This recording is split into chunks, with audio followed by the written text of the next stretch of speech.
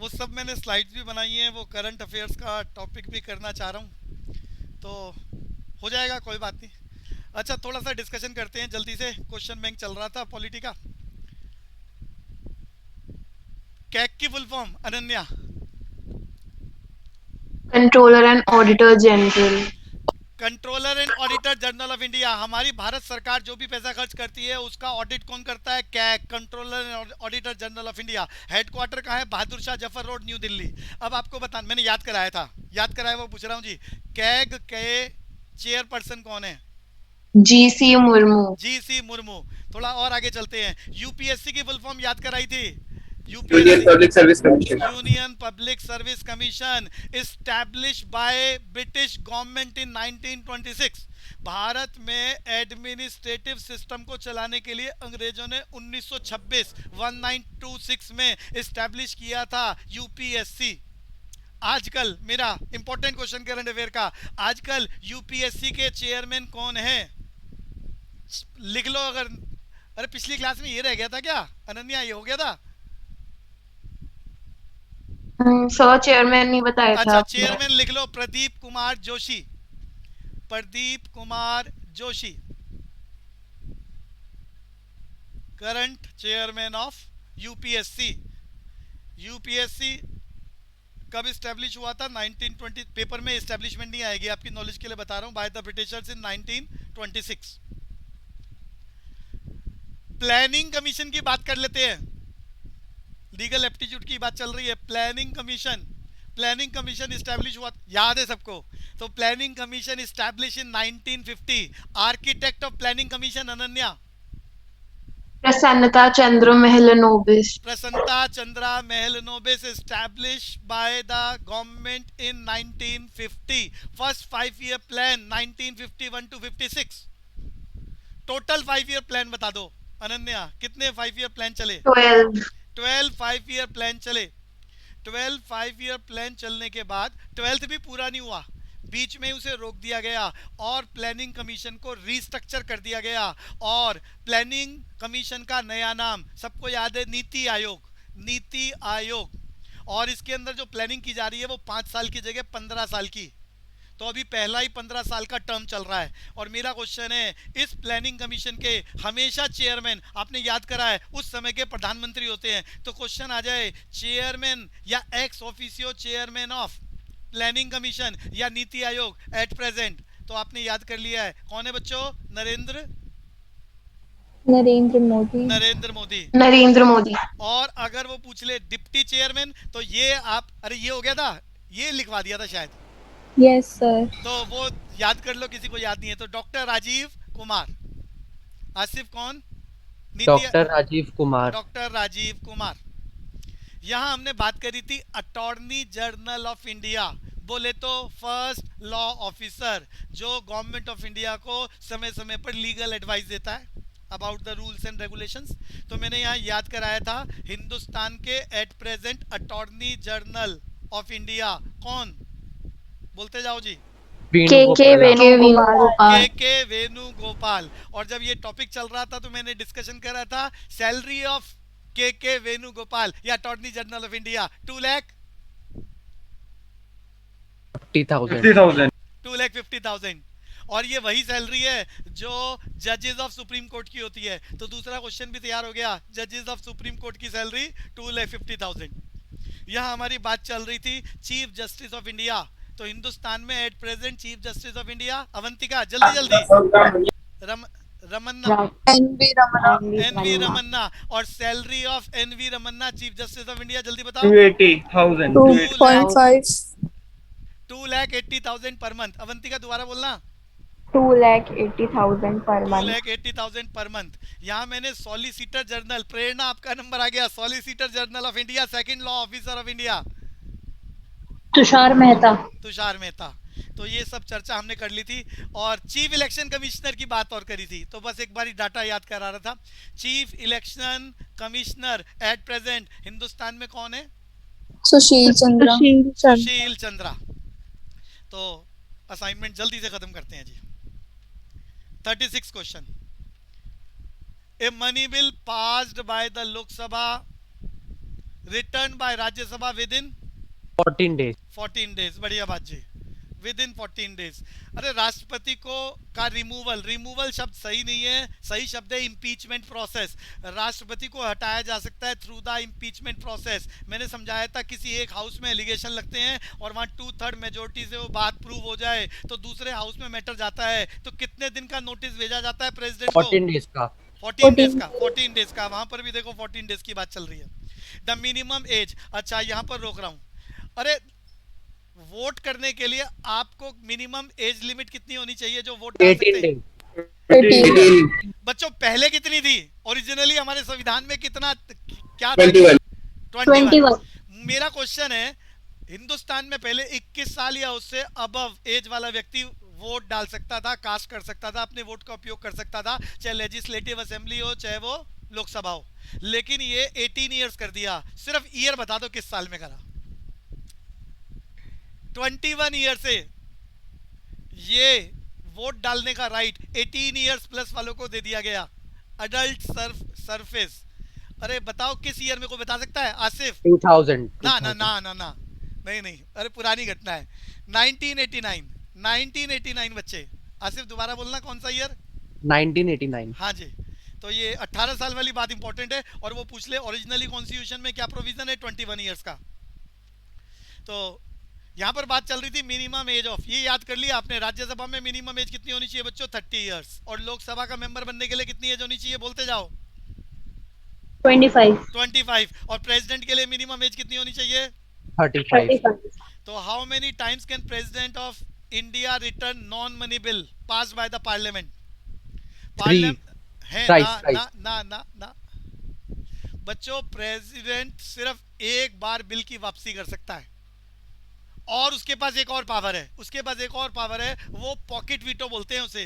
वो बिल को होल्ड करना चाहे होल्ड कर सकता है, लेकिन दोबारा पार्लियामेंट से दोबारा वो बिल आ गया पास होने के लिए तो फिर वो पॉकेट वीटो भी काम नहीं करेगी। अनन्या समझ में आ गया? ये एक ही बार बिल को वापस भेज सकता है, वो भी रिकंसिडरेशन के लिए कि आप एक बार दोबारा विचार कर लो इस पर। Yes, sir. The term of Lok Sabha, बच्चों वैसे तो सबको मालूम है टेन्योर ऑफ लोकसभा 5 साल। Lower house, house of the peoples. Upper house बोले तो हाउस ऑफ द स्टेट, बोले तो राज्यसभा, परमानेंट हाउस, और उसमें किसी भी मेंबर का टेन्योर 6 साल आपने याद करा है। तो लोकसभा का टेन्योर 1 साल है, लेकिन यहाँ पूछ रहा है लोकसभा को एक्सटेंड किया जा सकता है क्या 5 साल के बाद? पूरी क्लास जल्दी बोलो। हाँ भैया। कितने समय के लिए? 1 साल के लिए option D. Special resolution pass करके 1 साल के लिए एक्सटेंड किया जा सकता है। बढ़िया बात, 1 साल के लिए एक्सटेंड किया जा सकता है। और 1 साल बाद भी देश में नेशनल इमरजेंसी जैसे हालात चल रहे हो तो प्रेसिडेंट के ऑर्डर से फिर दोबारा 6 महीने के लिए एक्सटेंड हो सकता है। Which of the following is correct? Speaker can not be removed. बोलो जी चारों में से। दीपांशु का नंबर है। दीपांशु कौन सा सही है? 4 स्टेटमेंट।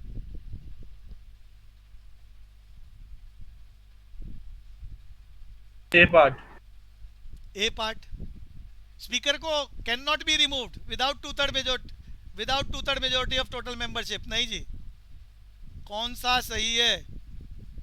सर ये सी वाला मेरे हिसाब से सही है। No court of law can.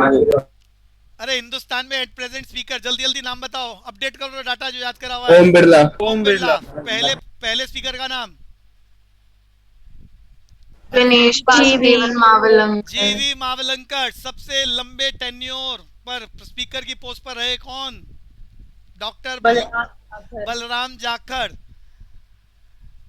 और एक और बताया था, first female speaker Meera Kumar. Meera Kumar. और यहाँ पर स्पीकर की बात, कोई भी ऑर्डर पास हो जाए उसे हिंदुस्तान के किसी भी कोर्ट में चैलेंज नहीं किया जा सकता। तो ये बात बिल्कुल ठीक है। No court of law can go into the merits of ruling given by the speaker who is considered to be guardian of. देखो ये पब्लिक पर सरकार जितना पैसा खर्च करती है उसका ऑडिट कौन करता है? Controller and auditor general of India. तो कैग को हम उसकी पावर को 1 लाइन में बोलना चाहे तो क्या? Guardian of public purse. कौन है बच्चों? Ananya? G.C. Murmu. GC Murmu. और ये कैग का हेडक्वार्टर बच्चों दिल्ली में ही है, आईटीओ के पास। पेपर में आएगा नहीं, आपके लिए डिस्कशन कर रहा था। All money received on behalf of government of India credited to, अरे कई अकाउंट होते हैं, consolid, public account of India में होता है। डी वाला ऑप्शन है, consolidated fund of India as well as public account of India. A joint sitting, अरे दो हाउसेज हैं हमारे, लोअर हाउस अपर हाउस, कब कब हम जॉइंट सिटिंग लोअर हाउस और अपर हाउस दोनों को एक साथ उनकी बैठक को बुला सकते हैं। Joint sitting, joint session lower house upper house का कब कब बुलाया जा सकता है, पॉसिबिलिटीज दीपांशु।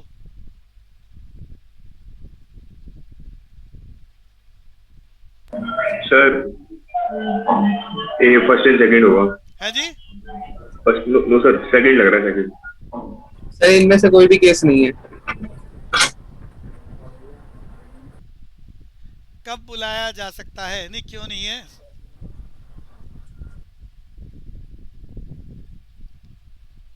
अब सुनो, कांग्रेस सरकार ने तो ऐसा बहुत बार करा है, बीजेपी को जरूरत नहीं पड़ी, उनके पास ऑलरेडी दोनों हाउस में जो नंबर ऑफ सीट्स है, मेजोरिटी है, वो जरूरत से ज्यादा है।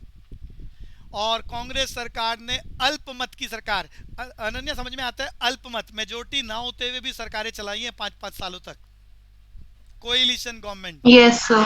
तो उनको जरूरत पड़ी है, लॉ पास कराना है, मेजोरिटी चाहिए, तो ऐसी कंडीशन में एक हाउस में मेजोरिटी है, दूसरे हाउस में मेजोरिटी नहीं है, तो कोई भी कानून ही पास नहीं हो सकता। तो जब भी कानून पास कराना हो, दोनों हाउस में आपको नंबर्स पूरे करने होते हैं। तो अगर ऐसा नहीं हो पा रहा है तो क्या करते हैं, सरकारें जानबूझ के दोनों हाउस का जॉइंट सिटिंग करा देते हैं और वोटिंग कराकर वो लॉ बना देते हैं। ये बात समझ में आ रही है बच्चों? जल्दी जल्दी बोलो। Yes sir. ऐसा बहुत बार हुआ है, और कांग्रेस की अभी तो जरूरत ही नहीं है, दोनों हाउस में एट प्रेजेंट एनडीए का बहुमत है, तो अभी जॉइंट सेशन की कोई जरूरत नहीं है, कोई भी लॉ अटकता ही नहीं है, जो लॉ बनाना चाहिए बना सकते हैं। तो एट प्रेजेंट ऐसी घटना नहीं घट रही है, लेकिन कांग्रेस के टाइम पर लंबे समय तक ऐसा खेल चला था, लंबे समय तक ऐसा खेल चला था। 2014 तक मनमोहन सिंह की सरकार में भी इन्होंने ऐसा करा, और जब मनमोहन सिंह की सरकार से पहले, जब पहली बार मनमोहन सिंह फाइनेंस मिनिस्टर बने थे 1991, कौन बताएगा उस वक्त देश के प्रधानमंत्री कौन थे?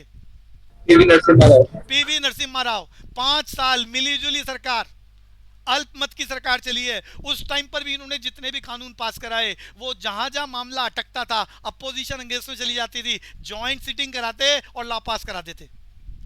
इसके अलावा कॉन्स्टिट्यूशनल अमेंडमेंट करना हो और बहुत तेजी, अरे समय ही ना हो, देखो एक किसी लोअर हाउस अपर हाउस में, एक हाउस में पहले बिल को लेके आओ, फिर वो पास कराओ, फिर दूसरे हाउस में जाए, समय लगता है, समय लगता है, साल में 3 से ज्यादा सेशन नहीं हो सकते। और ऐसी कंडीशन में कोई भी चीज डिले ना करनी हो, जल्दी करनी हो, चाहे वो कॉन्स्टिट्यूशनल अमेंडमेंट ही क्यों ना हो, जॉइंट सीटिंग बुलाई जा सकती है। अरे ये क्लियर हो गया जी? Yes sir. तो आंसर क्या रहा जी? जॉइंट सीटिंग बुलाई जा सकती है जब भी कोई कानून पास कराना हो, मेजोरिटी ना हो। रियलिटी बताइए मैंने, मेजोरिटी ना हो। तो यहां पर मैटर कौन सा आ रहा है? Second and third. आगे चलते हैं जी। Amongst the question allowed by the speaker, which one is regarded as the most important? Prerna आपका नंबर है। सर मुझे स्क्रीन क्लियर नहीं दिख रही। अच्छा, मुझे भी नहीं दिख रही, क्लियर है ही नहीं। स्क्रीन यहाँ मेरे पास अभी आदित्य क्लियर है, स्क्रीन विजिबल है बच्चे? अच्छा, अगली बार डाटा ब्लर है सर। अच्छा, तो मैंने आपके पास पीडीएफ भेजा है, या तो वहां से चेक कर लो। अगली बार थोड़ा सा इसको क्वेश्चंस को इस तरह से बनाएंगे कि दिक्कत ना हो। तो speaker, which one is regarded as the most important? Short notice. यहाँ मैंने 0 आवर का डिस्कशन करा था। प्रेरणा बताओगे 0 आवर जहां पर क्या डिस्कशन होता है? मोस्ट इम्पोर्टेंट टॉपिक डिस्कस होता है। Which one of the following non member of parliament has right to act? क्या बढ़िया बात है। अरे पार्लियामेंट में लोअर हाउस अपर हाउस में कोई मेंबर नहीं है, लेकिन वो फिर भी पार्टिसिपेट कर सकता है एक्टिविटीज में। एक ही बंदा है, नाम बताओ जल्दी से।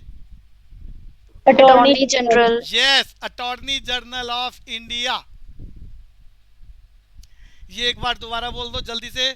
Solicitor general of India. Prerna नाम याद कर लिया आपने at present? Solicitor general of India Tushar Mehta.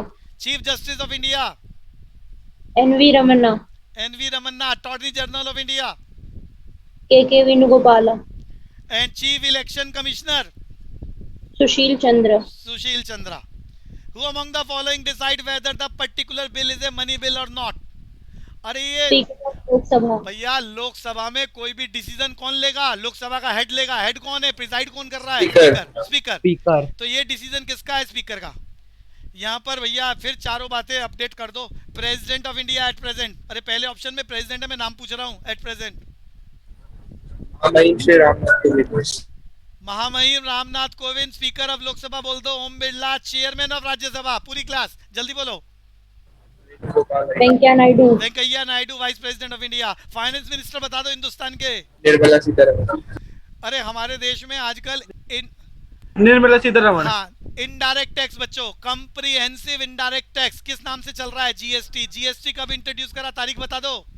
1 जुलाई 2017. 1 जुलाई 2017. पुराना नाम क्या था? VAT, value added tax. वो पूछेगा पुराना क्या सिस्टम खत्म हुआ? Which is, वैट से पहले भी तो 3 था. हाँ, अरे बहुत सारे थे. वैट, वैट से पहले मॉडवेट था, मॉडवेट से पहले सेनवेट था, CENVAT central value added tax, उससे पहले सेल्स टैक्स था. Sale tax classified in 2 parts. Within the state sale tax को लोकल एलएसटी बोलते थे. आउटसाइड स्टेट में बेच रहे हैं तो उसे सीएसटी बोलते थे, सेंट्रल सेल्स टैक्स, जो सिर्फ सेल के ऊपर लगता था. प्रोडक्शन के ऊपर पुराने जमाने में टैक्स को क्या बोलते थे? Excise duty. फॉरेन कंट्री से आ रहा है गुड्स, टैक्स लग रहा है कस्टम ड्यूटी.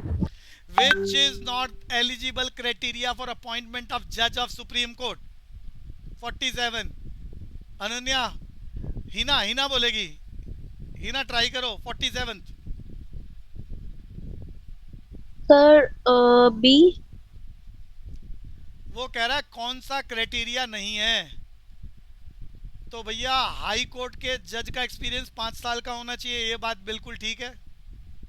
या 10 साल से हाई कोर्ट में एडवोकेट की पोस्ट होनी चाहिए, ये बात भी ठीक है. और इसके अलावा प्रेसिडेंट को लगे कि इसको सुप्रीम कोर्ट का जज बनाया जा सकता है. एक्चुअली में प्रेसिडेंट अपनी मर्जी से कुछ नहीं करता. काउंसिल ऑफ मिनिस्टर्स डिसाइड करके रिकमेंडेशन भेजते हैं प्रेसिडेंट के बाद, और उन्हीं को ही सुप्रीम कोर्ट के जजेस की ओथ दिला दी जाती है. तो यहाँ एज क्राइटेरिया 55 साल गलत है. Judicial review function of the supreme court means the power. Hina. Sir constitutional validity of the law. Examine the constitutional validity of the law. भैया कॉन्स्टिट्यूशनल अमेंडमेंट कौन से आर्टिकल में लिखे हैं? 368. Which of the following covered under the original jurisdiction of the Supreme Court? Hina. The dispute between states and Indian Union. Dispute between the two citizens from two different states. ये बोलना चाह रहे हो? Sir नहीं इसके ऊपर वाला. Dispute between two states of. हाँ, ये बात बिल्कुल ठीक है. सिटीजन वाली बात हो ही नहीं सकती. दो क्वेश्चन समझ नहीं आया भैया. वो कह रहा है सुप्रीम कोर्ट में ना ऐसा कौन सा मैटर है जो सीधा सुप्रीम कोर्ट में जाएगा? High court, lower court, district court कहीं नहीं जा सकता. जब भी दो स्टेट्स के बीच में झगड़ा हो जाए, अरे हिंदुस्तान में कर्नाटक और आंध्र प्रदेश में कावेरी, अरे आपको मालूम है ना, रिवर कावेरी रिवर, उसके पानी को लेकर झगड़ा चलता रहता है. पंजाब, एग्जाम्पल ले रहा हूं मैं, पंजाब और हरियाणा में रिवर के पानी को लेकर झगड़ा चल रहा है. पंजाब वाले पानी ज़्यादा यूज़ कर लेते हैं, रोक लेते हैं, तो हरियाणा वाले कहते हैं पानी नहीं आ रहा हमारे पास, हमारे यहाँ के किसान परेशान हो रहे हैं. तो ये रिवर्स के वाटर को लेकर बहुत सारा दो स्टेट्स के बीच में झगड़ा नॉर्मली हो जाता है. तो इस झगड़े को सेटलमेंट करने के लिए सिर्फ और सिर्फ सुप्रीम कोर्ट जाया जा सकता है. Lower court, district court, high court इस मैटर को टैकल नहीं कर सकते, पावर ही नहीं है उनकी. क्लियर है बच्चे? Yes sir. Which of the following is covered under the original jurisdiction of Supreme Court? बोलो जी. तो हो गया था ना. अच्छा, ये तो हो ही गया. A judge of Supreme Court can be removed from the office on the ground of. अरे इसमें भी इम्पीचमेंट प्रोसेस चलता है. किसी भी जज को हटाना हो, हाई कोर्ट का, सुप्रीम कोर्ट का, चीफ जस्टिस को, प्रेसिडेंट को, वाइस प्रेसिडेंट को, तो दोनों हाउसेस के अंदर स्पेशल मेजोरिटी, अदरवाइज हटाया नहीं जा सकता. तो भैया कारण बता दो यहाँ. हिना. सर हाँ बोलो बच्चे. ट्रांसफर तो किया जा सकता है ना, ट्रांसफर मतलब मतलब अगर कोई जज दिक्कत दे रहा हो तो उसका ट्रांसफर तो कर दिया जाता है ना।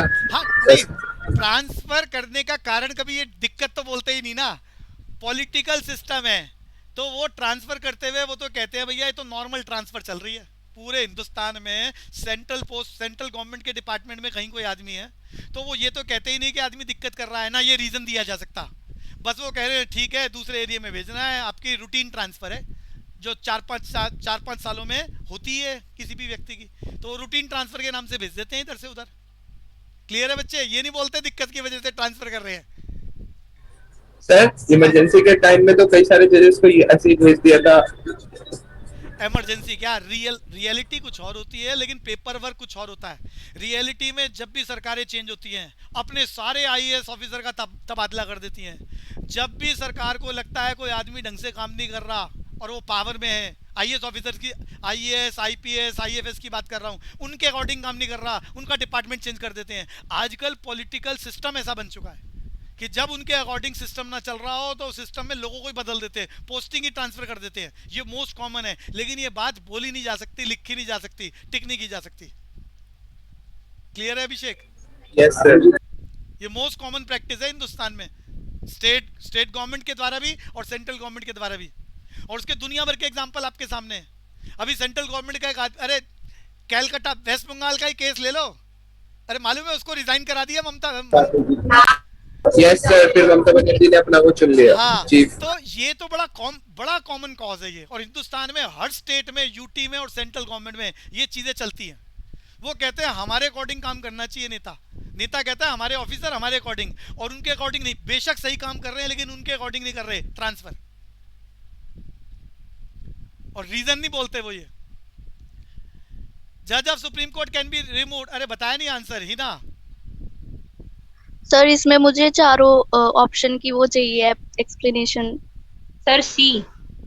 प्रूवन, अरे भैया जज को हटाने के लिए कोई ना कोई चार्जेस होने चाहिए उसके पास कि वो अपनी पोस्ट का सही ढंग से उपयोग नहीं कर रहा। तो प्रूवन मिसबिहेवियर और इनकैपेसिटी, एक ही बात नजर आ रही है और तो कोई यही नहीं। प्रूवन मिस सर फिर बाकी तीनों ऑप्शंस क्या है? बाकी तीनों ग्रॉस इन एफिशिएंसी का मतलब वो पूरी एफिशिएंसी के साथ काम नहीं कर रहा। इस बात को तो कौन प्रूफ करेगा कि वो आदमी कम एफिशिएंसी से काम कर रहा है, ज्यादा एफिशिएंसी से काम कर रहा है?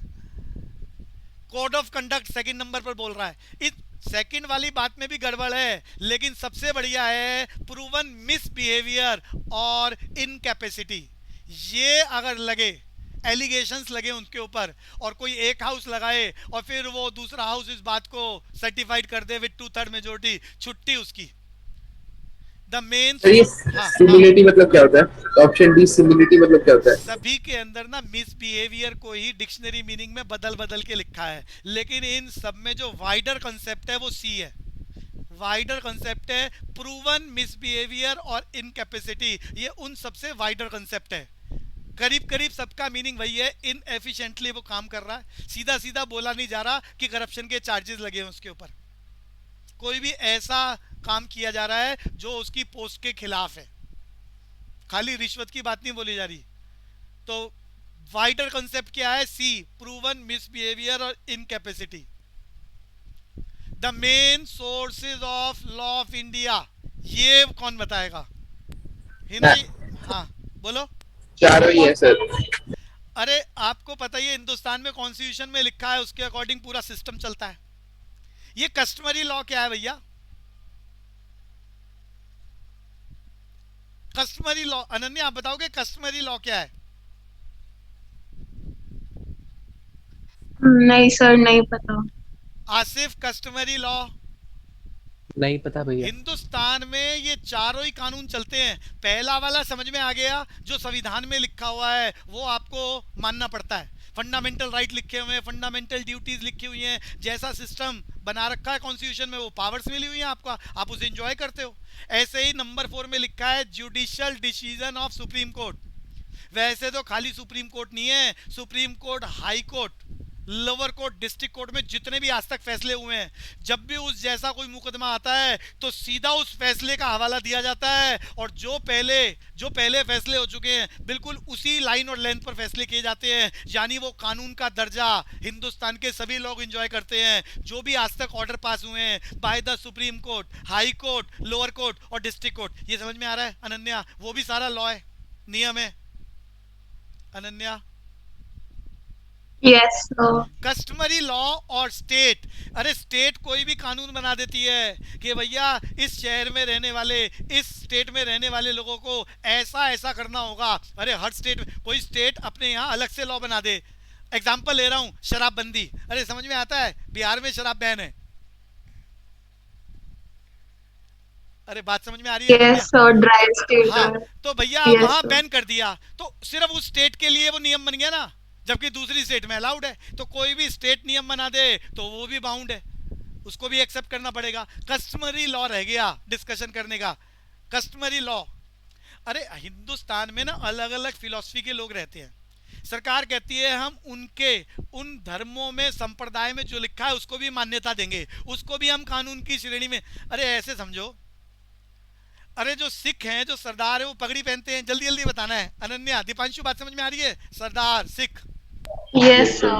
अब पगड़ी पहनते हैं। अब हिंदुस्तान में नियम बना हुआ है कि कोई भी हेलमेट नहीं पहनेगा तो चालान कटेगा, लेकिन कश्मीरी लॉ है, सिखिज्म, सिख जो धर्म है उसमें पगड़ी के अलावा कुछ और भी सिर पर धारण करना उनके धर्म के खिलाफ है, तो वो कभी भी हेलमेट नहीं पहनते और उनका चालान नहीं कर सकता। ऐसा कॉन्स्टिट्यूशन में नहीं लिखा, ऐसा किसी कोर्ट में नहीं लिखा, ऐसा किसी स्टेट का लॉ नहीं है, ऐसा उनके धर्म में लिखा है।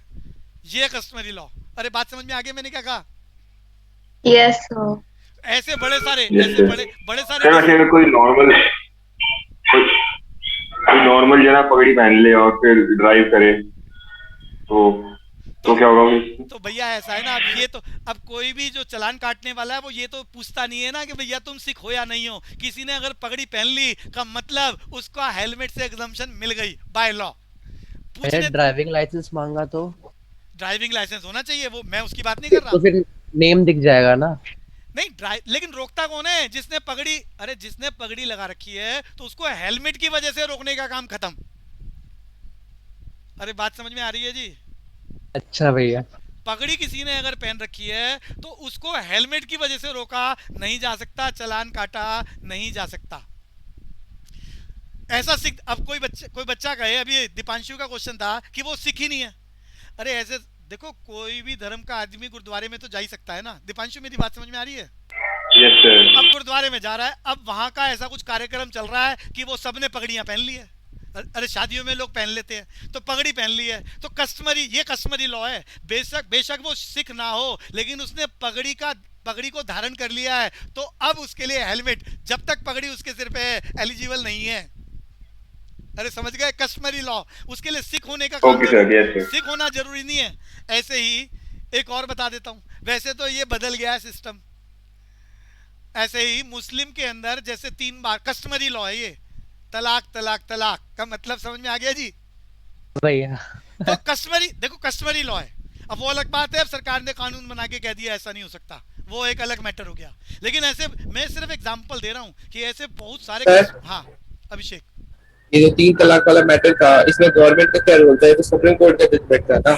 नहीं मैंने वही तो कहा है कि जब तक सुप्रीम कोर्ट का जजमेंट नहीं आया, सुप्रीम कोर्ट ने ऐसा कोई जजमेंट नहीं दिया, तब तक कस्टमरी लॉ काम करता था हिंदुस्तान में। और ऐसा बोल दो का मतलब तलाक। अभिषेक, कस्टमरी लॉ का एग्जांपल दिया था मैंने, क्लियर हो गया? Yes sir. वैसे ये सब कुछ सर सायरा बानू से कनेक्टेड है ना? देखो, केस का हवाला दिया गया था सुप्रीम कोर्ट के जजमेंट के लिए। तो जल्दी से असाइनमेंट खत्म कर लेते हैं जी। तो हिंदुस्तान में सारे के सारे मेन सोर्स ऑफ लॉ हैं, कॉन्स्टिट्यूशन, जुडिशरी डिसीजन, खाली सुप्रीम कोर्ट की बात नहीं है, high court, lower court, district court, जितने भी स्टेट गवर्नमेंट लॉ पास करती है, और कस्टमरी लॉ।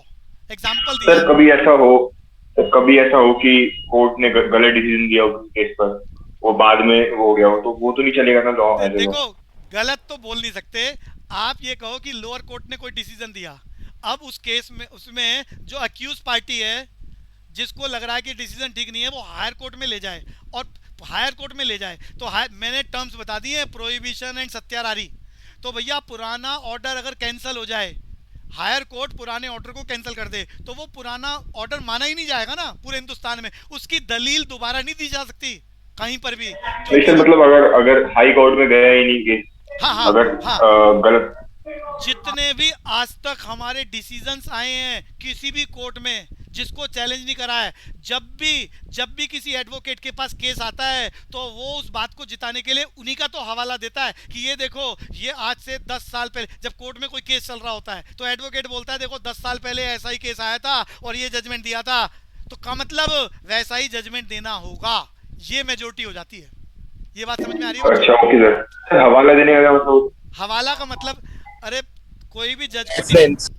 अरे किसी भी जज को डिसीजन देना है तो कोई नया केस आए, बिल्कुल नई स्टोरी हो, तो वो जजमेंट नया जजमेंट बनेगा। लेकिन कोई भी केस उस जैसा पहले लगा हुआ हो तो जितने भी पार्टियां और एडवोकेट होते हैं वो पुराने केसेस का हवाला देते हैं कि देखो ऐसी ऐसी घटना घटी थी और कोर्ट ने ये जजमेंट दिया था, का मतलब ये जजमेंट ठीक है और यही आपको देना चाहिए। उस हवाले के बेसिस पर वैसा ही डिसीजन फॉरवर्ड हो जाता है। क्लियर है बच्चे? लेकिन ऐसा जरूरी नहीं है, अगर जज ने वो डिसीजन पलट दिया तो फिर वो काम करेगा आगे के लिए, इन फ्यूचर के लिए। क्लियर है बच्चे? अच्छा ओके। अब आने वाले, अब कॉलेजेस में आप लोग जा रहे हैं तो लॉ पढ़ेंगे आप, मर्केंटाइल लॉ फर्स्ट सेमेस्टर में ही आ जाएगा। तो वहाँ पर केसेस की जो जजमेंट्स हैं इनकी बड़ी इंपॉर्टेंस होती है। तो वहाँ आपको जब भी कोई बात लिखनी है तो आपको जजमेंट देना पड़ेगा कि देखो ये वाला केस इस साल में ये जजमेंट आया था, तो हम बोलेंगे ये बात बिल्कुल ठीक है। तो वहाँ केसेस के जजमेंट बहुत इंपॉर्टेंट है और इंपॉर्टेंट केसेस याद कराए जाएंगे, उनकी स्टोरी क्या थी वो बताया जाएगा, क्या डिसीजन है वो बताया जाएगा, और यही तुम्हारे पेपर में आएगा। मर्केंटाइल लॉ, उसके बाद कंपनी लॉ हर सेमेस्टर में चलेगा। अरे दीपांशु बात समझ में आ रही है? सर, हाँ यस सर। जैसे कि ये तो लोअर कोर्ट की बात हो गई, बट अगर सुप्रीम कोर्ट ने कोई जजमेंट दे दिया और उसके बाद में लगता है कि उसका जजमेंट गलत था, जैसे इमरजेंसी में राइट टू लाइफ छीन लिया था और फिर बाद में सुप्रीम कोर्ट ने डिसीजन रिवर्स कर दिया, तो इस केस में कैसे सुप्रीम कोर्ट को बताएंगे कि आपका डिसीजन गलत था? देखो, जो बाद वाला डिसीजन है ना, वो नहीं, हम नहीं बता सकते कि गलत था, हम तो सिर्फ हवाला दे सकते हैं। तो सुप्रीम कोर्ट ने बाद में डिसीजन चेंज कर दिया, तो अब एडवोकेट की मर्जी है, वो पुराने वाले हवाले को रिफ्लेक्ट करेगा, यूज करेगा, या नए वाले को यूज करेगा। वो जिसको भी यूज करेगा एडवोकेट पर उसको प्रेजेंट कर सकता है। अब डिसीजन कोर्ट के हाथ में है, जज के हाथ में है कि वो डिसीजन पुराने वाले के बेसिस पर लेगा या नए वाले के बेसिस पर लेगा। ये जजमेंट जज के हाथ में है। क्लियर है बच्चे? अभिषेक? तो सर फिर जज के हाथ में तो ये लॉ छोड़ दूंगा, ये तो बस गाइडलाइंस हुई, तो लॉ थोड़ा नहीं है। अरे पुरानी वाली चीजों को देखकर जज ज्यादातर वही फैसले लेता है, लेकिन वो ऐसा जरूरी करेगा ऐसा कोई गारंटी नहीं है, वो फैसलों को बदल भी सकता है। जज के हाथ में पावर। क्लियर है बच्चे? Okay sir. अरे अब देखो, बहुत सारे इंसिडेंट्स हैं, अब मैं इंसिडेंट्स पर जाऊंगा तो क्लास। अब राम जन्मभूमि का मुद्दा था, फैसले पलटे गए हैं। बात समझ में आ रही है बच्चे? उसमें तो मेजोरिटिज्म भी देखना था ना, कि दंगे भड़क सकते थे गलत फैसलों पे। अब देखो, गलत सही की चर्चा नहीं करेंगे, लेकिन फैसले पलटे गए हैं। जो पहले फैसले आए, पहले यूपी में हाई कोर्ट में फैसला चल रहा था, वो फैसला इन्होंने सुप्रीम कोर्ट में आया बदल दिया, फिर सुप्रीम कोर्ट में फैसला चला लंबे समय तक, फिर वो बदल दिया, फिर जो फाइनल डिसीजन है उसको अब मान्यता मिल गई है। तो डिसीजन एक बार नहीं बदला गया, कई बार बदले गए हैं। अगर हिस्ट्री उठा के देखें पिछले 20-30 सालों से, इतने सालों से मुकदमा चल रहा था। हाँ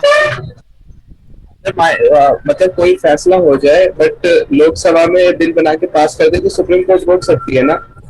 हाँ, रोक सकती है, बिल्कुल रोक सकती है जी।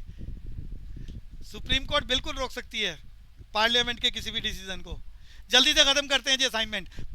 अरे पीआईएल क्या होती है अनन्या? सामने अरे फुल फॉर्म याद कर लो। पीआईएल, प्रेरणा, पीआईएल पब्लिक इंटरेस्ट लिटिगेशन क्या होती है पूछ रहा हूँ। जुडिशियल एक्टिविज्म का पार्ट होता है। ये जो पब्लिक के इंटरेस्ट में फाइल की जाती है पिटीशन, उसे पब्लिक पीआईएल कहते हैं। हाँ देखो, पीआईएल कोई भी लगा सकता है। अभी मैं आपको बहुत सारे एग्जांपल्स हैं जिसमें से मैं एक बता देता हूँ। अभी आपका जब बोर्ड के एग्जाम कंडक्ट होने थे तो सरकार तो बिल्कुल अपनी बात पर अड़ी हुई थी कि हमें एग्जाम कंडक्ट कराने हैं, चाहे कुछ भी हो जाए। तो कोर्ट में मैटर चला गया, लोगों ने पीआईएल लगा दी कि भैया अगर कल को घटना घट गई और ये पेंडेमिक ने वहाँ डिजास्टर फैला दिया और बच्चों के बीच में घटना घट गई, वैक्सीन आपने दी नहीं है, तो ऐसी कंडीशन में कौन जिम्मेदार होगा और कौन इसका हर्जाना भरेगा? सरकार गारंटी ले ले, जिम्मेदारी ले ले। और कोर्ट ने फैसला दे दिया कि भैया सरकार जिम्मेदारी नहीं ले सकती, ये घटना को कैसे रोका जाएगा। सरकार के फैसले को बदलना पड़ा। सरकार तो बाउंड थी एग्जाम कंडक्ट कराने के लिए। ये तो सुप्रीम कोर्ट, पीआईएल लगने से सुप्रीम कोर्ट की जजमेंट आई, जिसके बेसिस पर सरकार को अपनी पोजीशन को बैकअप करना पड़ा। बात समझ में आ रही है बच्चों? Yes sir. तो पीआईएल कभी भी कोई भी लगा सकता है सरकार किसी भी गवर्नमेंट डिपार्टमेंट के खिलाफ कि भैया वहां पर मामला ठीक नहीं है, ये जजमेंट ठीक नहीं है, तो कोर्ट उसके खिलाफ एक्शन ले सकती है और उसके अकॉर्डिंग सरकारी सिस्टम को अपने आप को बदलना होगा। सर किसी भी कोर्ट में लग सकती है पीआईएल? हाँ, पीआईएल कहीं भी लग सकती है, बिल्कुल जी। पीआईएल कोई भी, बस गवर्नमेंट ऑफिस के अगेंस्ट लगती है ये, पब्लिक सेक्टर, प्राइवेट सेक्टर में नहीं लग सकती। कोई भी गवर्नमेंट डिपार्टमेंट में आपको लग रहा है कि ये काम ठीक नहीं हो रहा या ये ऐसे होना चाहिए, तो आपका मतलब कोई भी, any one of the citizen of India, वो पीआईएल लगा सकता है पब्लिक इंटरेस्ट की, पब्लिक के इंटरेस्ट में, अपने इंटरेस्ट की बात नहीं कर रहा वो, कि भैया ये पब्लिक के इंटरेस्ट का मैटर है, इसको कंसीडर करो, इसके बारे में जजमेंट दो। क्लियर है PIL? Deepanshu? Yes sir. Sir जैसे अभी उस पर लगी थी बोर्ड एग्जाम्स पे, तो सीधा सुप्रीम कोर्ट में गई, ऐसा नहीं होना चाहिए था कि पहले लोअर कोर्ट में आती फिर हाई में? भैया पता है क्या है, अब कोई भी मैटर सुप्रीम कोर्ट में चला जाए तो उसके बाद ऊपर जाने का मैटर नहीं है ना, लोअर कोर्ट में लगा दो तो उसको सरकार, क्या कोई भी आदमी चैलेंज दे देता है इमीडिएटली, हम नहीं मानते इसको, हाई कोर्ट, डिस्ट्रिक्ट कोर्ट में फैसला आ जाए, फिर लोग ऊपर चले जाते हैं डिस्ट्रिक्ट कोर्ट के बाद हाई कोर्ट में और चैलेंज कर देते हैं और मामले को रोक देते हैं। हाई कोर्ट का फैसला आ जाए, फिर लोग उसको चैलेंज कर देते हैं, हम नहीं मानते सुप्रीम कोर्ट में। सीधा सुप्रीम कोर्ट में लगा दो, डिसीजन आ जाए, उससे ऊपर कौन जाएगा और कहाँ जाएगा? समझ में आया बच्चे? ऐसे लग सकता है, मतलब सीधा सुप्रीम कोर्ट में लगा सकते कोई केस? हाँ, अगर देश की नेशनल सिस्टम से रिलेटेड कोई ऐसा मैटर है तो सुप्रीम कोर्ट कंसीडर करेगी ना कि भैया इसी को कंसीडर करना चाहिए। लोअर कोर्ट में जाने का कोई, सीधा वहां पूछते हैं वो हमारे पास ही क्यों लेके आए, तो डिसीजन बोला जाता है कि देश की इंटीग्रिटी का मैटर है, देश के बच्चों का सवाल है, तो फैसला करना पड़ेगा। अगर लोअर कोर्ट में लगाएंगे तो लोग उसको चैलेंज कर देते हैं, चाहे वो स्टेट गवर्नमेंट हो, सेंट्रल गवर्नमेंट हो, कोई भी गवर्नमेंट डिपार्टमेंट हो। क्लियर है बच्चे? Yes sir. तो यहाँ आंसर क्या रहा बच्चों? All of the above. हाँ जी, द जजेस ऑफ सुप्रीम कोर्ट, बोलो जी, जजेस of supreme court take the oath और affirmation before entering upon the office. अरे कौन जजेस को शपथ कौन दिलवाता है? President. प्रेसिडेंट। मैंने एक और असाइनमेंट भेजा है, निकाल ले फटाफट।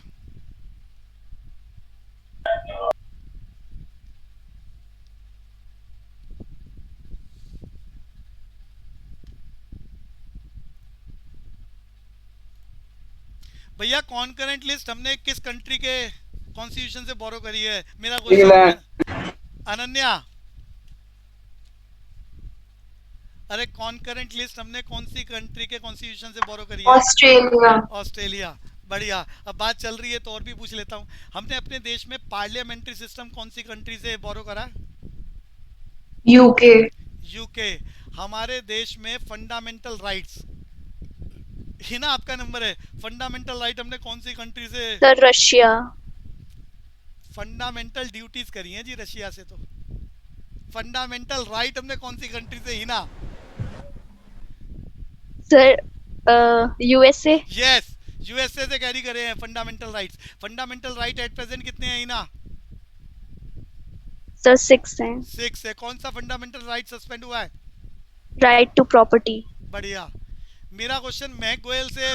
सर। हाँ बोलो बच्चे। दीपांशु? सर यूके में कोई रिटन कॉन्स्टिट्यूशन नहीं है?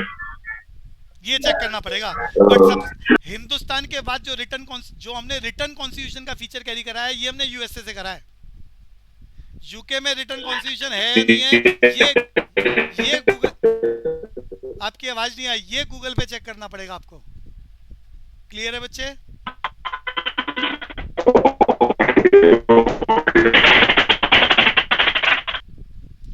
सुप्रीम कोर्ट हमने कहां से कैरी करा है बच्चों? Hina? Supreme court, judicial. Sir UK USA में कंफ्यूजन है। अरे यूएसए से कैरी करा है। Okay, sir. Citizenship of India, Hindustan में रहने वाला हर कोई सिटीजन ऑफ इंडिया है। ये हमने कहाँ से लिया है? यूके। यूके, ये बढ़िया बात है। Single citizen. कैग की पावर हमने कहाँ से ली है? CAG, controller auditor of general. अभी आप जीसी मुर्मू याद कर रहे हैं, जल्दी बोलना है सर ना। वो भी यूके। यूके, बढ़िया बात। यूके से लियो। हाँ बढ़िया। तो भैया ये सामने पहला क्वेश्चन असाइनमेंट भेजा हुआ है पीडीएफ फॉर्म में आपके पास। Central government exclusive powers. भैया आपको सबको मालूम है 3 लिस्टें होती है, state list, union list, concurrent list. तो भैया एक्सक्लूसिव पावर्स, जिस पर कानून बनाने का अधिकार सिर्फ सेंट्रल गवर्नमेंट को है। दीपांशु जल्दी बोलो। तो यूनियन लिस्ट। Union list. अरे टॉपिक पूरा करो। यूनियन लिस्ट में कितने सब्जेक्ट लिखे हुए हैं फटाफट? तो 92, 97। ए बच्चे, अरे अब तो विजिबल है, ये क्वेश्चन तो विजिबल है सारे दीपांशु। हाँ भैया। हाँ, Yes, sir. यूनियन लिस्ट में 97 सब्जेक्ट्स। स्टेट लिस्ट में कानून बनाने का अधिकार सिर्फ स्टेट को होता है। कितने सब्जेक्ट थे? अरे पहले कितने थे? तो पहले 66। 47। ए बच्चे, अरे पहले 47 थे पहले। 47। अरे गड़बड़ हो रही है, अरे गड़बड़ मत करो। 66 से पहले 5 इसके यहाँ से उठा के कहाँ शिफ्ट कर दिए हैं? कॉन्करेंट लिस्ट में। पहले कॉन्करेंट लिस्ट में कॉन्स्टिट्यूशन में कितने सब्जेक्ट थे बच्चों, बोलो? 47 47। Plus five, स्टेट लिस्ट से 52। कॉन्करेंट लिस्ट में आ गए हैं, 52 हो गए हैं। ये बात याद करना जी। Under the constitution the residuary power vest with the, बोलो जी। Union government. कानून बनाने का अधिकार हिंदुस्तान में आर्टिकल 248 के अकॉर्डिंग किसको दिया गया है? पार्लियामेंट्री सिस्टम को दिया गया है। कानून बनाने का अधिकार आर्टिकल 248 कहता है किसको दिया गया है? पार्लियामेंट को, हेडेड बाय प्रेसिडेंट के बाद भी तो है कुछ ऐसे एक राइट। भैया प्रेसिडेंट अपनी मर्जी से कुछ नहीं करता, प्रेसिडेंट तो सिर्फ सिग्नेचर करने का काम है। तो पार्लियामेंट का हेड कौन जैसे है? Jammu and president. कश्मीर में हुआ था भैया यूके वाला। प्रेसिडेंट के सिर्फ सिग्नेचर चले हैं, सारा काम काउंसिल ऑफ मिनिस्टर चला रहे हैं, कैबिनेट मिनिस्ट्री के थ्रू सारे फैसले हो रहे हैं। लेकिन जो फाइनल ऑर्डर है वो तब तक तैयार नहीं होता जब तक प्रेसिडेंट के सिग्नेचर ना हो। प्रेसिडेंट नाम का राजा, काम का राजा कौन है? देश का प्रधानमंत्री विद काउंसिल ऑफ मिनिस्टर। प्रधानमंत्री भी इंडिविजुअली अपना फैसला अपनी तरफ से कुछ भी इंपोज नहीं कर सकता देश में। कहां से डिसीजन आ रहे हैं? काउंसिल ऑफ मिनिस्टर से। कभी भी चाहें, पार्लियामेंट सेशन में ना हो तब भी कानून बनाया जा सकता है, एटलीस्ट फॉर 6 मंथ। कौन? सिर्फ काउंसिल ऑफ मिनिस्टर कोई भी बात का फैसला करे और उसे प्रेसिडेंट सिग्नेचर कर दे, इसे बोलते हैं अध्यादेश। तो भैया आर्टिकल 248 में कहा गया पार्लियामेंट के पास पावर है कानून बनाने की। अब बताओ यहाँ कहाँ लिखा है? पार्लियामेंट एग्जैक्ट तो लिखा नहीं है, तो इससे रिलेटेड क्या है? अरे आंसर बोलो जल्दी से। सर हाँ sir residuary powers union government के पास नहीं होती। वही- आईटी। अरे वही तो बोल रहा हूँ, पार्लियामेंट बोले तो यहाँ पार्लियामेंट लिखा नहीं है ना, तो किसका क्या है यहाँ उससे related? Union government, central government की तो बात, सेंट्रल गवर्नमेंट ही तो होल्ड कर रहा है लोकसभा राज्यसभा को बच्चे। ये बात क्लियर हो गई बच्चे? Yes sir. आर्टिकल 248 की बात कर रहा हूँ, residuary power. The executive powers relating to concurrent subject remains, बोलो जी। The centre. देखो कॉन्करेंट लिस्ट में 52 सब्जेक्ट है जिसपे कानून सेंटर और स्टेट दोनों बना सकते हैं, लेकिन ज्यादा पावर्स किसकी हैं? किसका नियम ज्यादा प्रभावी होगा? बोले तो एग्जीक्यूटिव पावर। अभी अभी बच्चे ने बोला सेंटर। अनन्या ये बात समझ में आ गई? Yes sir. यूनियन लिस्ट में कितने सब्जेक्ट? ये तो आपने याद कर ही लिया, बता दो जी जल्दी से। 97। स्टेट लिस्ट में कितने सब्जेक्ट? अब देखो, अब यहाँ आपको चेक करना होगा पुराने वाले लिखे हैं कि नए वाले। आपको दोनों मालूम है तो आप कर पाओगे। अनन्या 66 और नए वाले लिखे होते हैं तो 61। वो ऐसा नहीं करेगा कि कंफ्यूजन क्रिएट कर दे और दोनों ऑप्शन दे दे। यूनियन टेरिटरीज को कौन कंट्रोल करता है? President with the help of lieutenant. अरे पूरी बात बोलो। गवर्नर। लेफ्टिनेंट गवर्नर के थ्रू प्रेसिडेंट कंट्रोल कर रहा है। और प्रेसिडेंट को कौन डायरेक्ट? अरे प्रेसिडेंट कोई भी ऑर्डर बना रहा है वहां पर तो वो बेसिकली सेंट्रल गवर्नमेंट कंट्रोल कर रही है। दीपांशु समझ में आ गया? सेंट्रल गवर्नमेंट सारी यूटीज को कंट्रोल यस करे। सर। तो यहाँ आंसर कौन सा रहा Deepanshu? Sir council of ministers. ए बच्चे नहीं, गड़बड़। ये नहीं लिखा जा सकता।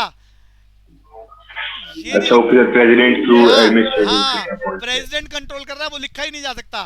प्रेसिडेंट थ्रू द जो भी एडमिनिस्ट्रेटर अपॉइंट कर रहा है। एडमिनिस्ट्रेटर कौन अपॉइंट करता है? प्रेसिडेंट। किस नाम से? लेफ्टिनेंट गवर्नर के नाम से।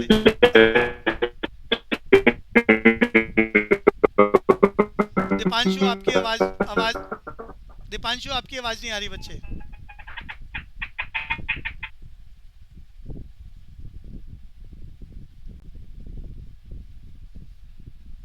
सर कुछ बोला ही नहीं सर मैंने। अच्छा ठीक है। Which of the following matter not included in the union list? अब देखो, अगर आपने न्यूज़ देखी है, मैंने अभी शराब लिकर की बात करी है, डिफेंस आपको मालूम है, तो थोड़ा सा डिस्कशन कर लेते हैं। कौन बोले? हाँ अनन्या बोल पाओगे? डिफेंस।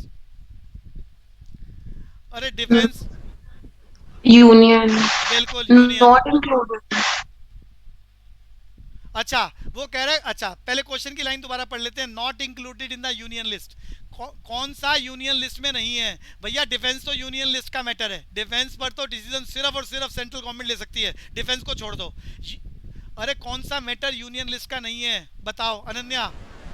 लिकर पॉलिसी, इरिगेशन और प्रिजन।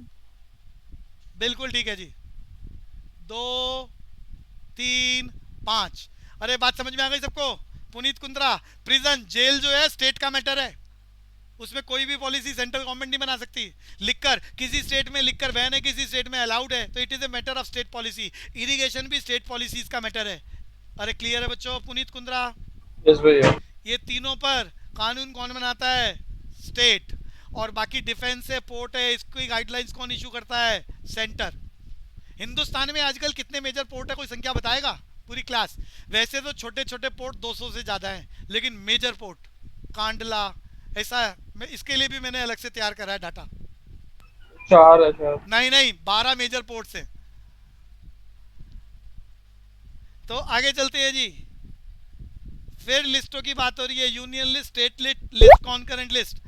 अनन्या बताओ यूनियन लिस्ट। 3 ऑप्शंस हैं। Union list banking. बढ़िया। Banking, financial matter. अरे हिंदुस्तान में आजकल निर्मला सीतारमन हमारे देश की फाइनेंस मिनिस्टर, वो डिसीजन ले रही है। अरे हिंदुस्तान के बैंकिंग की बात बताई थी मैंने। हिंदुस्तान में कितने नेशनलाइज बैंक है at present? Very important question. Current 12 nationalise bank है।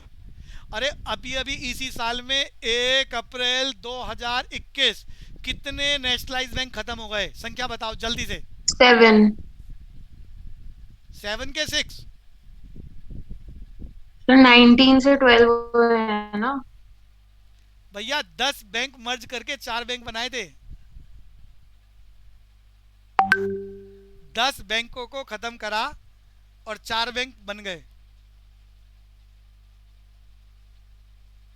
अरे बोलो कितने? 6 खत्म हुए हैं। ऐसे ही 1 अप्रैल 2020 को कितने खत्म हुए? 3 को 1 में मर्ज करा था। जल्दी बोलो। अरे दीपांशु बोलो। 1 अप्रैल 2020 3 बैंकों को 1 बैंक बना दिया था, बैंक ऑफ बड़ौदा। बाकी 2 मर्ज करे थे, तो यहाँ 2 बैंक खत्म हो रहे हैं। तो स्टेट लिस्ट, ये चर्चा में अलग से असाइनमेंट तैयार करा है, उसमें डिस्कशन थोड़ा डिटेल में चलाएंगे। अरे हिंदुस्तान का पहला इंडियन बैंक बताओ। बताया था मैंने। अरे जल्दी जल्दी बोलो। First Indian bank Punjab national. PNB, सबने याद कर रखा है पीएनबी। हिंदुस्तान का सबसे पुराना बैंक, पूरी क्लास जो बताना चाहे। इंडियन बैंक नहीं है लेकिन पुराना है। अरे बोलो बच्चों जल्दी। एक्सिस बैंक पहले दूसरे नाम से था। ए भाई एक्सिस पहले बैंक दूसरे नाम से था। गड़बड़। Axis bank establish in India in 1993। Hindustan में एक्सिस बैंक 1993 में एस्टैब्लिश हुआ in the name of UTI bank.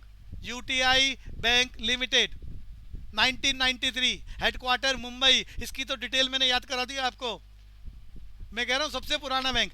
PNB को 125 साल हो गए। जिस बैंक की मैं बात पूछना चाह रहा हूँ वो इससे भी पुराना है, इससे भी पुराना है। 1806 अंग्रेजों ने बनाया था, इसीलिए इंडियन बैंक नहीं बोल रहा उसे। जल्दी से बोलता हूँ चर्चा, ध्यान से सुनना, ध्यान से सुनना। 1806 में एक बैंक बना, बैंक ऑफ कैलकाटा। अनन्या बोलो मैंने क्या बोला है? Bank of Calcutta. Bank of Calcutta money lender था, मनी लेंडर था, नॉर्मल बैंक था। आफ्टर 3 इयर्स, 3 साल के बाद ब्रिटिश गवर्नमेंट ने हिंदुस्तान में 3 बैंक बनाए अपनी वेल्थ को ड्रेन करने के लिए। ब्रिटिश गवर्नमेंट ने बनाए, उसे बोला जाता है प्रेसिडेंसी बैंक। जल्दी जल्दी बोलो क्या बोला जाता है, सारे बच्चे फास्ट। Presidency bank. 1809 की बात कर रहा हूं, 1809, 3 साल बाद हिंदुस्तान में ब्रिटिश गवर्नमेंट ने 3 बैंक बनाए जिसमें सरकार अपनी करेंसी को रोटेट कर सके, ड्रेन ऑफ वेल्थ कर सके। इसे प्रेसिडेंसी बैंक बोलते हैं। बैंक ऑफ कैलकाटा को बदलकर इन्होंने नाम रखा बैंक ऑफ बंगाल, दूसरा बैंक ऑफ बॉम्बे, तीसरा बैंक ऑफ मद्रास। इन तीनों बैंकों को बोला गया प्रेसिडेंसी बैंक 1809 में। बात समझ में आई? जल्दी जल्दी बोलो यस और no. Yes sir. Yes sir. आगे कहानी सुना रहा हूं, आगे कहानी। 1921 में ब्रिटिश गवर्नमेंट ने इन तीनों बैंकों को मर्ज कर दिया और नया नाम रखा इंपीरियल बैंक ऑफ इंडिया। जल्दी बोलो मैंने क्या बोला है? 1921 में इन तीनों बैंकों की मर्जिंग हो गई। Basically bank of Bombay and bank of Madras दोनों मर्ज हुए हैं। किसमें? बैंक ऑफ बंगाल में। बैंक ऑफ बंगाल में मर्ज हो रहे हैं और नया नाम, उसका नया रिस्ट्रक्चर किया जा रहा है बाय द ब्रिटिश गवर्नमेंट। उन्होंने एक्ट पास करा था 1921 में, इंपीरियल बैंक ऑफ इंडिया। ये याद हो गया? जल्दी जल्दी बोलो जी। Yes sir. 1921 में जो इंपीरियल बैंक ऑफ इंडिया बना, भारत में पहला नेशनलाइज बैंक जो आजादी के बाद सरकार को गिफ्ट में मिला था, एक ही बैंक था, imperial bank of India. Imperial bank of India Bharat सरकार ने 1955 में इसको रिस्ट्रक्चर कर दिया in the name of SBI. याद हो गया बच्चों? अगली क्लास में पूछूंगा, अभी समय की लिमिटेशन, गाड़ी यहीं रोकेंगे।